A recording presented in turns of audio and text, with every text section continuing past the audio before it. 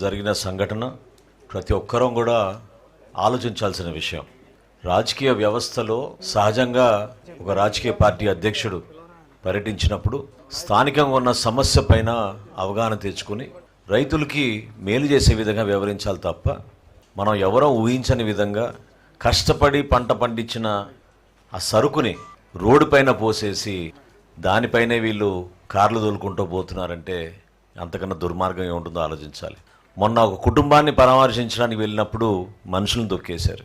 ఈరోజు రైతులను పరామర్శించడానికి వెళ్ళినప్పుడు కష్టపడి పండించిన ఆ తోటపరి మామిడికాయల్ని కావాలని ఇప్పుడే వచ్చిన సమాచారం ఏంటంటే దేవేంద్ర అనే ఒక అడ్వకేట్ తుమ్మల పాలయం నుంచి ఈ 5 లోడ్ల ట్రాక్టర్ సరుకు అక్కడ లోడ్ చేయించి దీనికి ఒక రిహర్సల్ చేసి జగన్మోహన్ రెడ్డి గారి వాహనం వచ్చినప్పుడు నా ఇన్స్ట్రక్షన్స్ మేరకు ఇవి రోడ్డు పైన మీరు వేయాలని చెప్పి 2 ట్రాక్టర్ డ్రైవర్లు AP03 TB5432 మొయ్యుద్దీన్ అక్బర్, అదేవిధంగా AP03AA2313 ఉదయ్ కుమార్ కిలారి, వీళ్ళిద్దరు కూడా పోలీస్ కస్టడీలో ఉన్నారు. వాళ్ళు ఒప్పుకున్నారు.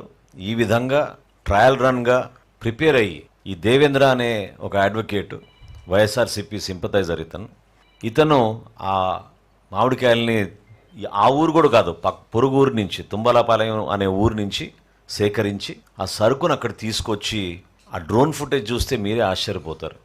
ఏ విధంగా పక్కడబందీగా ప్లాన్ చేసి ఇందాక అచ్చెన్నాయుడు గారు చెప్పినట్టు చీవంలాగా ఆ మ్యాంగో తోట నుంచి ఆ 5 ట్రాక్టర్లు తీసుకొచ్చి రోడ్డు పైన సరుకు వేయడం అనేది అసలు ప్రధానంగా రాష్ట్ర ప్రజలు ఆలోచించాల్సింది ఏంటంటే లా అండ్ ఆర్డర్ సమస్య సృష్టించడానికి కోసమే ఈ కార్యక్రమాలు చేస్తున్నారు.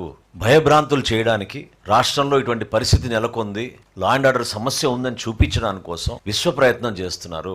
ఇంత భారీ స్థాయిలో ప్రజలు మమ్మల్ని ఎన్నుకొని కూటమి ప్రభుత్వానికి విజయం అందించింది ఒక మంచి పరిపాలన అందించడానికి, సమర్థమైన నాయకత్వంతో ఏ సమస్య వచ్చినా కూడా దాని గురించి పరిష్కారం కోసం అందరికన్నా ముందే రియాక్ట్ అయ్యి మంత్రులు అందరం గౌరవ ముఖ్యమంత్రి గారి ఆధ్వర్యంలో రైతుకి ఎక్కడ కూడా కష్టం ఉండకూడదు అనే ఆలోచనతో ఎప్పటికప్పుడు ముందుకెళ్తున్నాం. ఈరోజు పోలీస్ అధికారుల పైన కూడా ఏ విధంగా రెచ్చగొట్టి మాట్లాడారో మీరు చూస్తారు ఇప్పుడు వీడియోలో. అక్కడున్న డిఎస్పీ గారు శ్రీనివాస్ అనే అతను కింద పడిపోతే ఆయన్ని తొక్కి వీళ్ళు ముందుకు వెళ్ళిపోయారు, గాయాలైనాయి.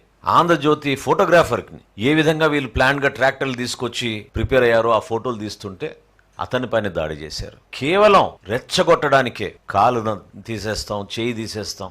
అసలు ఆ భాష వింటుంటే రాజకీయ వ్యవస్థలో మనందరం కూడా తలదించుకునే విధంగా వ్యవహరిస్తున్నారు. ఇది చాలా పొరపాటు. కానీ కావాలని కొనుగోలు చేసి మరి సరుకును తీసుకొచ్చి రోడ్డు మీద పాడేసి దానిపైనుంచి వీళ్ళు వాహనాలు తొక్కించుకుంటూ వెళ్తున్నారంటే ఎంత ఉన్మాదులో మనం ఆలోచించాలి. దయచేసి రాష్ట్ర ప్రజలు నేను కోరుతున్నాను, ప్రభుత్వం ఎప్పుడు మీకు అండగా నిలబడుతుంది. లా అండ్ ఆర్డర్ ఎట్టి పరిస్థితుల్లో మెయింటైన్ చేయాలి. పోలీస్ యంత్రాంగాన్ని గౌరవించాలి. స్థానికంగా ఉన్న సమస్యలపైన ఖచ్చితంగా ఒక ప్రతిపక్ష నాయకుడిగా మీరు మాట్లాడితే మీరు మాట్లాడండి. వేదికలు ఉన్నాయి, దానికి ప్రభుత్వం స్పందిస్తుంది.